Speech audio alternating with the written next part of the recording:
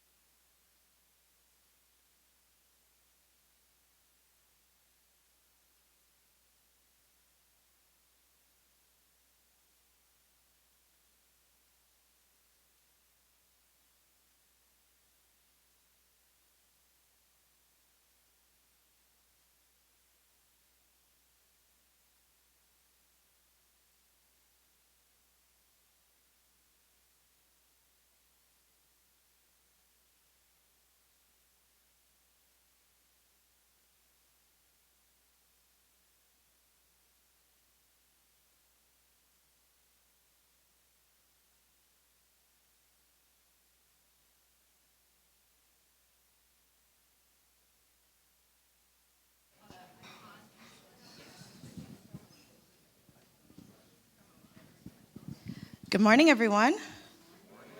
Thanks so much for joining us at 8 o'clock in the morning for our book talk with Franklin Foer. I just wanted to make a couple of quick housekeeping notes. As you're finishing your breakfast, feel free to float into the seats. And without further ado, we are going to get started. We are here to talk, Frank, about your book, World Without Mind. It's not a book that throws any soft punches right out of the bat. It kind of acknowledges all the lovely things that tech has done for us, all the conveniences it brings us, but basically asserts that tech, most notably Apple, Google, Facebook, Amazon, they're on a crusade to mold humanity into their desired image of it, as you say. That comes with a lot of crazy kind of threats to privacy, to individualism, to free markets. Which of these should we be most afraid of? So I think anybody who has a phone understands the power of big tech, because I know that when I want to get a good night's sleep, I have to put my phone in the basement, because otherwise I'm going to wake up in the middle of the night and I'm just going to end up automatically in this zombie-like state, grasp for my phone, and I'll get stuck in an endless scroll, and I'll wake up the next morning kind of not remembering what I actually looked at, and my circadian rhythms will be disrupted. And that's not an accident. Our phones and these platforms have been engineered to seize our attention. They take data, which is this cartography of our psyche. They have this kind of snapshot of our mind. They know the things that give us pleasure. They know the things that cause us anxiety. And they take that information in order to keep us on their products for as long as possible.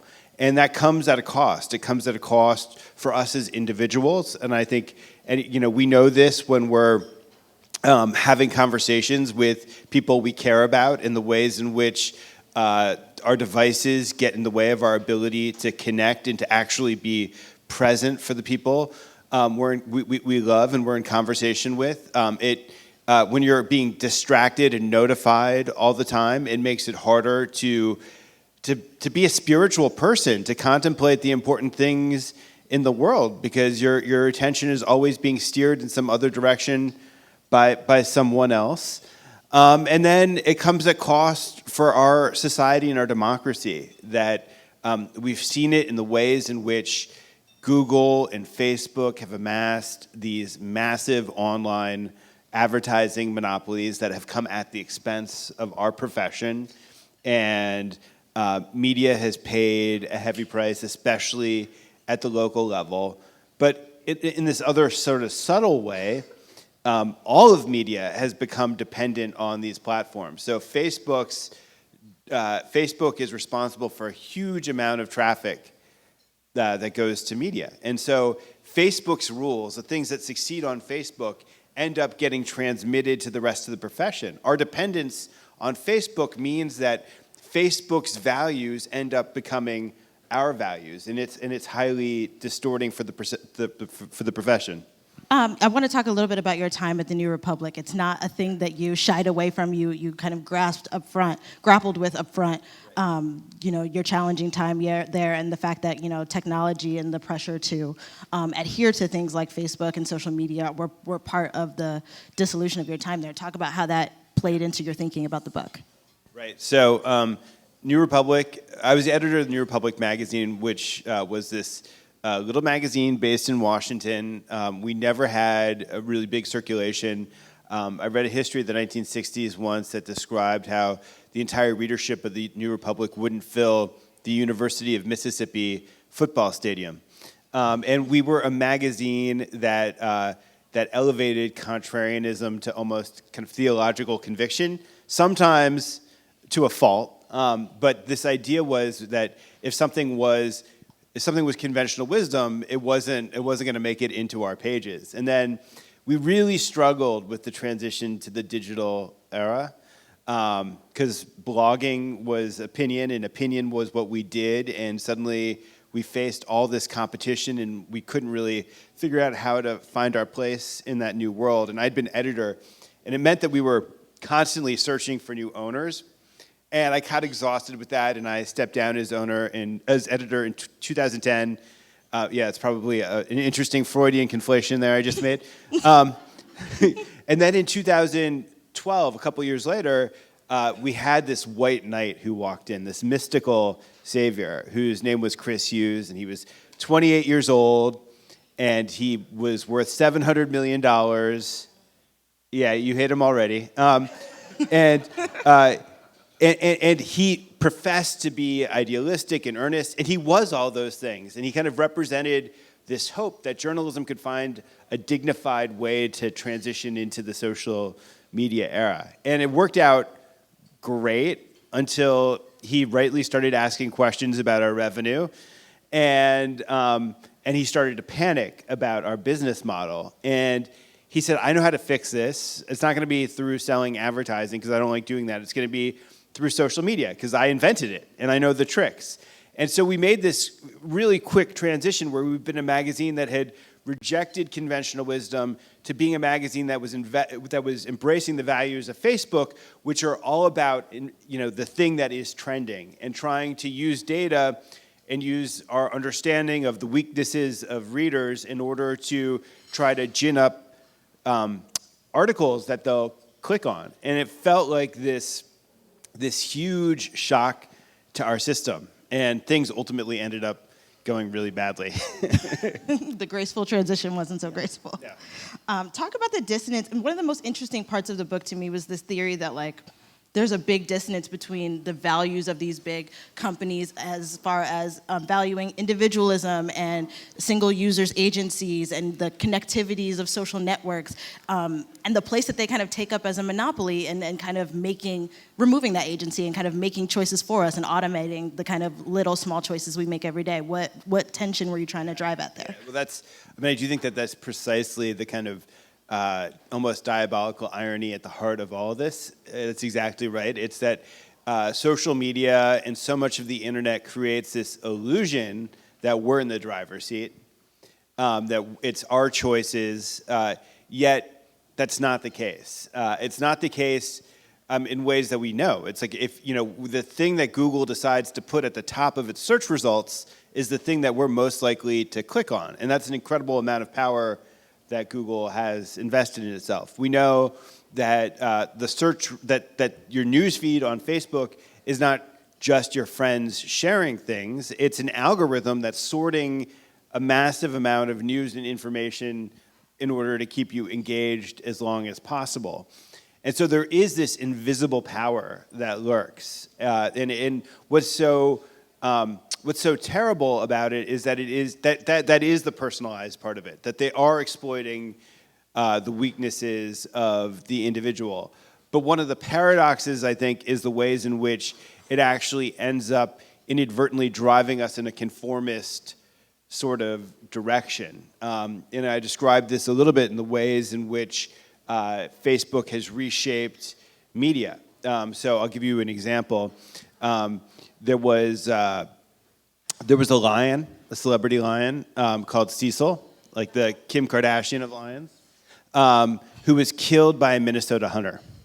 And the Minnesota hunter posted a photo of the corpse of Cecil the lion, and the internet was totally outraged, rightly so, over the killing of Cecil the lion. And as media could see that outrage starting to grow, because we have access to all these tools and analytics that allow us to see how the ecosystem works in real time, everybody begins to try to scrape some of the popularity from that thing that is trending. And so if you're a high-minded magazine like The Atlantic or The New Yorker, or you're the Washington Post or The New York Times or Us Weekly or whatever, it does not matter. You're all gravitating towards the same topic of conversation, whether or not you actually think it's worthy, because you're trying to succeed in this Facebook universe. And in the end, there were 3.2 million stories written about Cecil the lion. Well, I'm wondering if there's some level of personal responsibility, baked into that, right? That the algorithms might be, according to you, trying to steer us all in one singular direction to get rid of, individualism and all of these things. But is there something that a person can be responsible for doing for themselves to combat that, right? We talk a lot about Twitter and echo chambers and trying not to allow yourself to exist in the bubble. How much of that personal agency can combat some of these algorithmic things?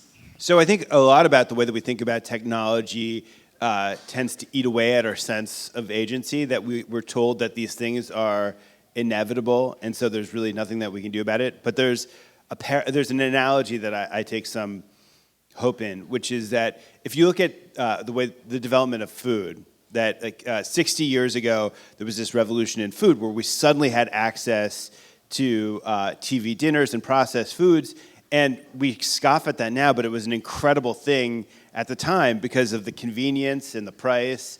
There were no more pots and pans to clean up. You didn't have to go to the store every day. I guess people thought it tasted good.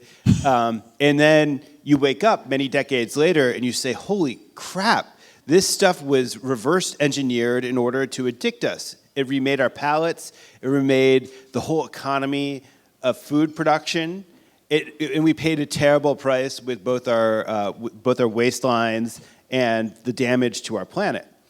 And there's a similar sort of way in which that's happening to the things that we ingest through our minds, where there's so much of the same sort of reverse engineering, where where there's so much that these big tech companies do that tries to kind of rewire our brains to try to tap into a lot of our worst instincts. And that sounds bad, except that belatedly, there's, at least at some level, society began to wake up to the realization of what happened with food. And we began to make, there was this real focus on making more virtuous choices where we would reject the thing that is most convenient or cheapest in order to do the thing that was kind of healthiest, not just for us, but for the whole chain of production. I think we're in a similar moment for technology, right? I think that there's a growing skepticism toward big technology companies and the motives of the people who run these companies.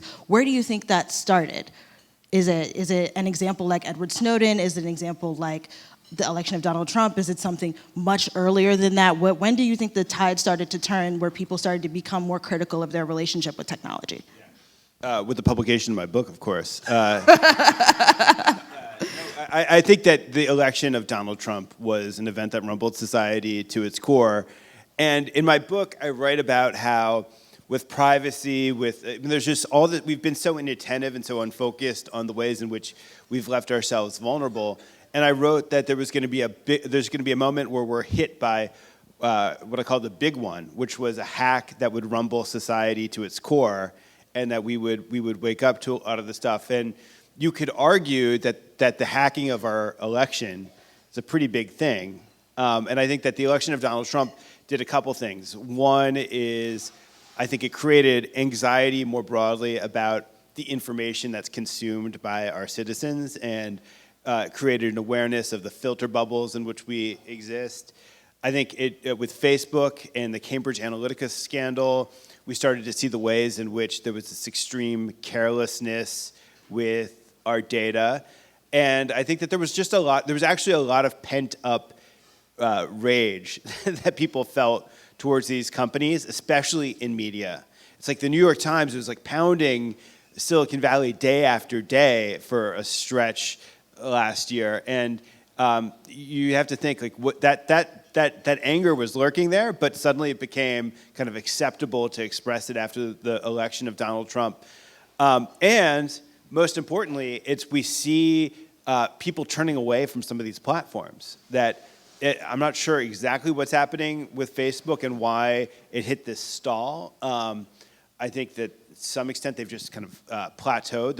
It's hard for them to achieve further growth. But when you look at the discontent among kind of the co-founders of Instagram or WhatsApp, their primary some of the primary thinkers, you look at the ways in which usership is starting to stall on the platform, you have to wonder whether there is a mass backlash that's materialized. Well, I'm really interested in kind of taking a step back and looking at this in some more historical context, right? There's Facebook and Google and all these people who are controlling, the flow of information throughout the world and through these networks. But information has always existed, and to the extent that that's true, there's always been people there to control and manipulate it, to act as gatekeepers. What's different about this moment and the manifestation of the rage that you just expressed? Yeah, why we at the Atlantic are gatekeepers, right? I mean, and I don't think that there's anything wrong with the gatekeeping is an important part of the functioning of democracy. That there's just so much information to be had, so much of it's bad, and you have to have people who make choices about what's important and what's not important because the average citizen doesn't have the time to do that for themselves. And so what's different about these companies? And I'd say that there are a couple things. One is just the sheer size and scope of them. And it's not just that whatever it is, like something like 70% of us use Google as our primary means for searching for information, or that more than 50% of Americans have used Facebook as a primary means of getting news. You look at these companies, look at something like Google. Google began with the very humble ambition of organizing the world's knowledge, and that's not enough. And so now they've expanded in all these ways, shapes, and forms where it's your all your private information, your emails, your calendars. This data resides within a Google system. That Google is building self-driving cars. Google has a life sciences company that wants to beat death. Or you take Amazon, which started off as a bookstore, then became the everything store, and now powers the cloud. It is one of the biggest TV and movie studios in the world. Its owner owns the Washington Post. And it's one of the biggest contractors with the Pentagon, so on and so forth. There's no place where these companies begin and these companies end.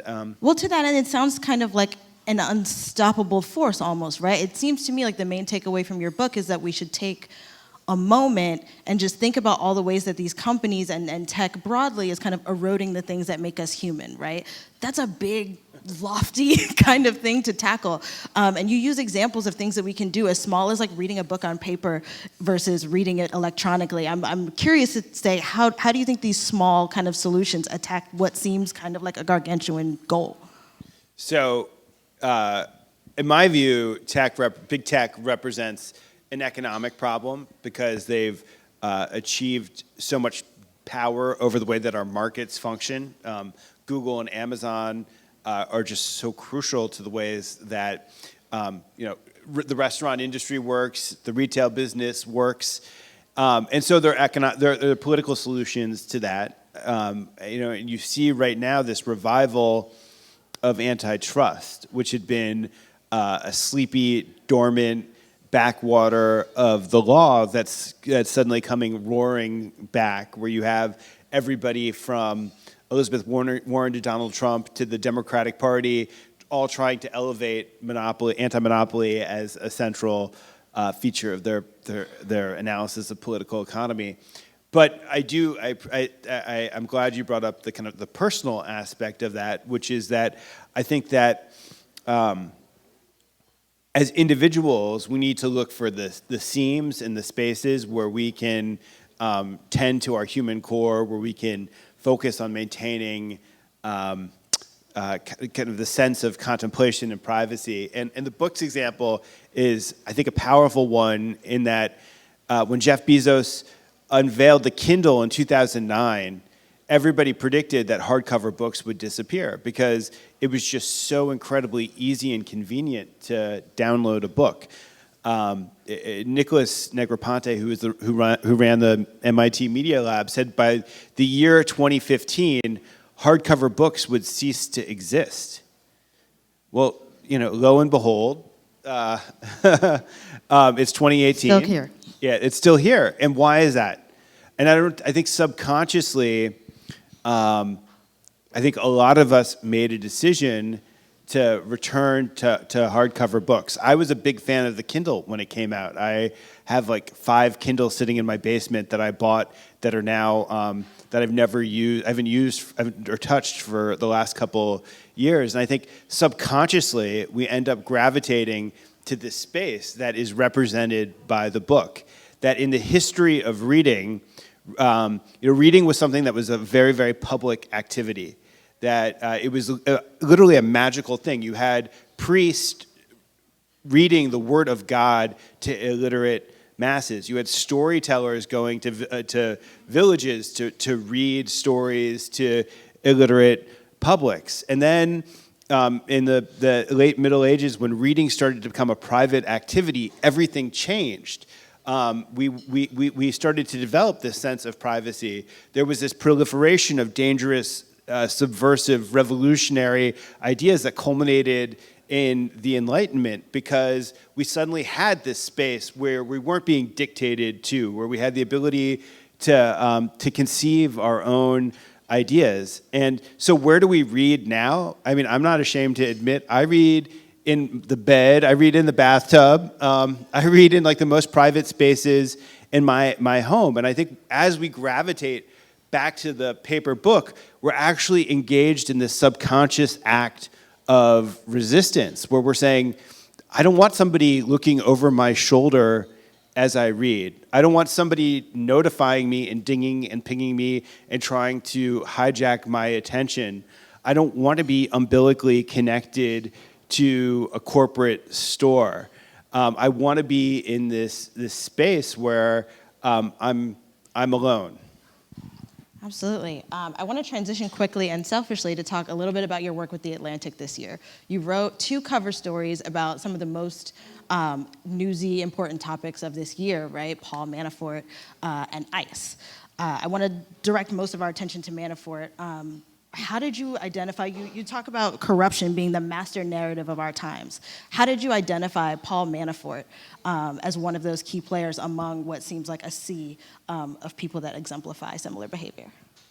So one of the beautiful things about journalism, one of the great things about The Atlantic is that you can, when you see that you start to get, you see things, like you start to see little things, you remember things from earlier in like your journalistic career. So I'd gone to Ukraine after 2014 when there was the revolution that overthrew Viktor Yanukovych, and I remembered hearing stories about this American mastermind who'd been there.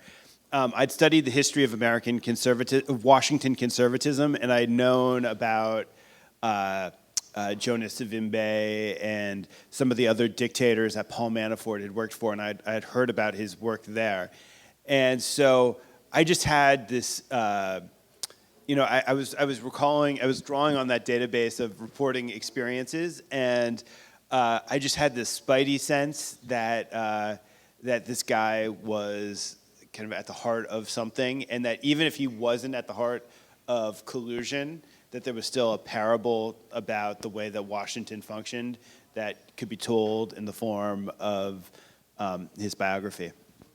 After your issue hit newsstands, or the issue where your cover story appears, you followed the trial. You have reported on Manafort continuously throughout the year. What more have you learned since the issue closed? So, it was actually an amazing thing for me, because I'd spent so much time reporting on Paul Manafort, yet I'd never spent time in his presence. The way that I learned about him was mediated through his business partners, his friends, through documents, through text messages, through Mueller's filings. But then it's just a different thing to actually see a person. It's really one of the most journalistically useful things you can do, is just to sit and watch someone. And so I got to sit and watch him during the trial, and even though it's not like I hadn't seen him before, because of course he's all over YouTube, but just it's the little moments that where you see him huddling with his lawyers, you see the way that he touches other people, you see the way that he mugs for the jury. And as I was watching him, I felt like I was starting to understand this other side to him. The question was always like, why didn't he flip?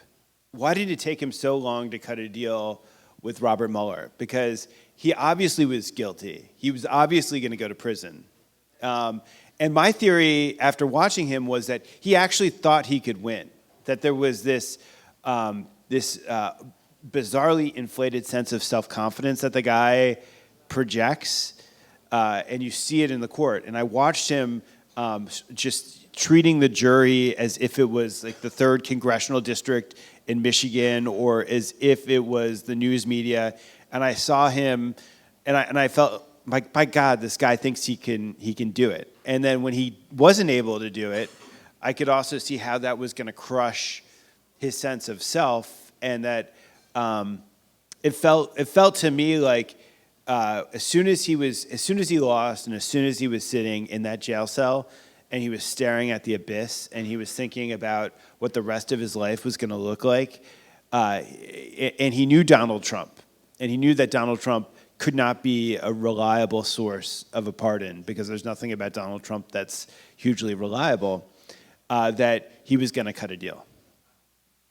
I want to, before I take one question from the audience, talk quickly about your other cover story about ICE, and it's great that you mentioned Donald Trump.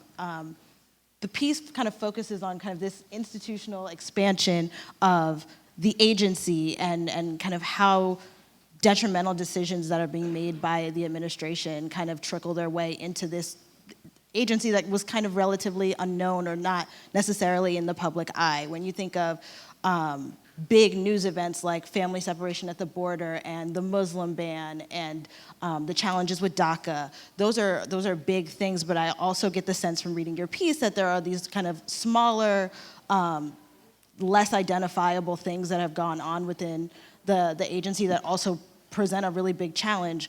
Talk a little bit about how you were thinking about that. So ICE was just something that was constantly in the news, and it was being, it had become the symbol of a lot everything that was wrong with Donald Trump's immigration policy. And in part, I knew that was not the case, that ICE existed before Donald Trump, that ICE was accused of doing all sorts of brutal things before Donald Trump. And so it just seemed like there was this bureaucratic culture that was at the heart of everything, and it was worth trying to understand that.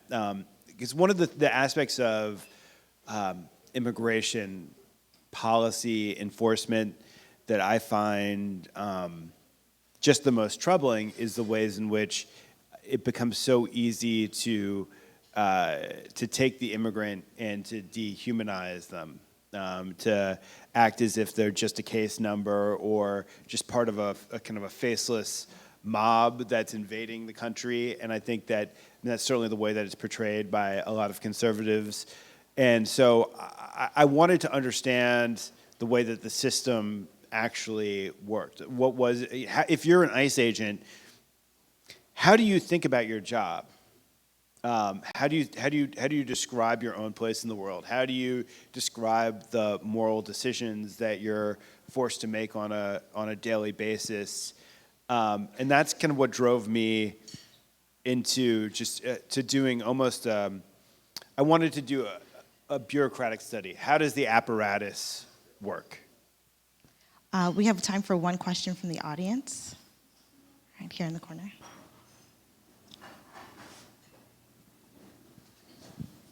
Good morning. My name is Jim Jarvis.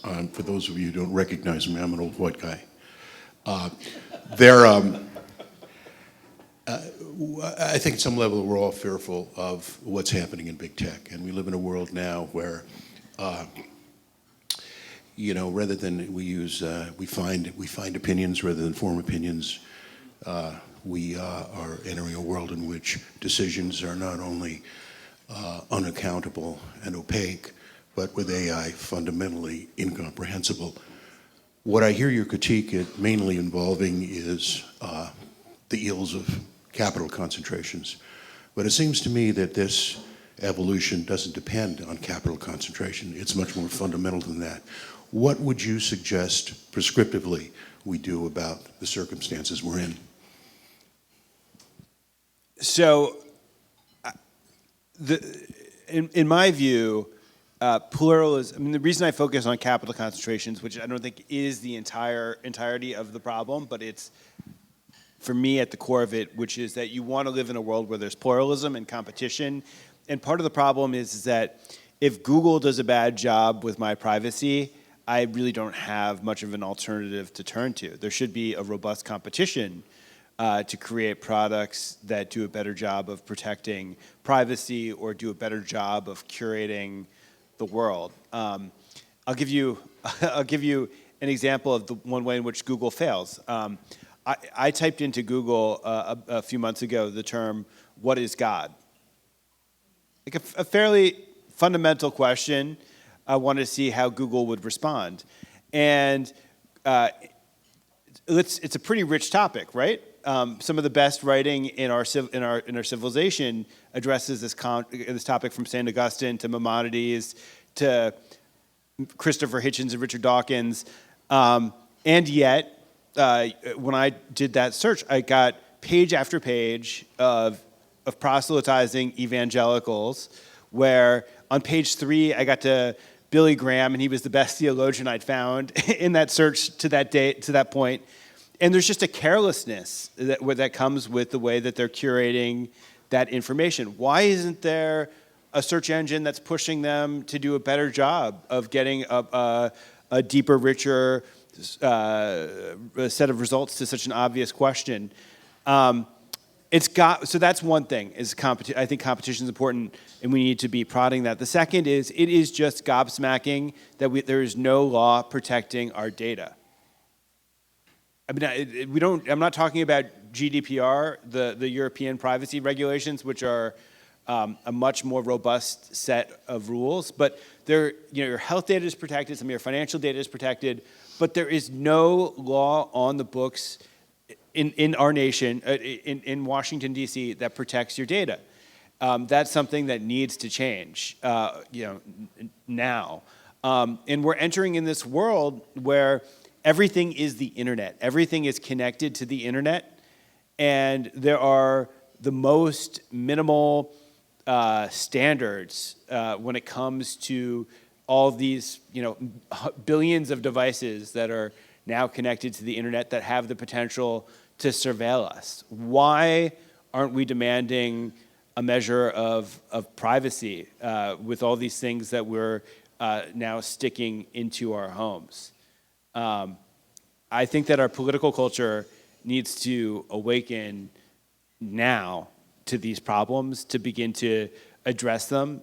Google and Facebook, I think, understand that the beast of government has been stirred, and that they are going to try to beat congressmen and senators to the legislative table, and so they're going to draft weak versions of privacy protections before our legislators do, and so we'll get weak results. Frank will be around to sign his book, World Without Mind. Franklin Foer, thank you so much for joining us. Thank you.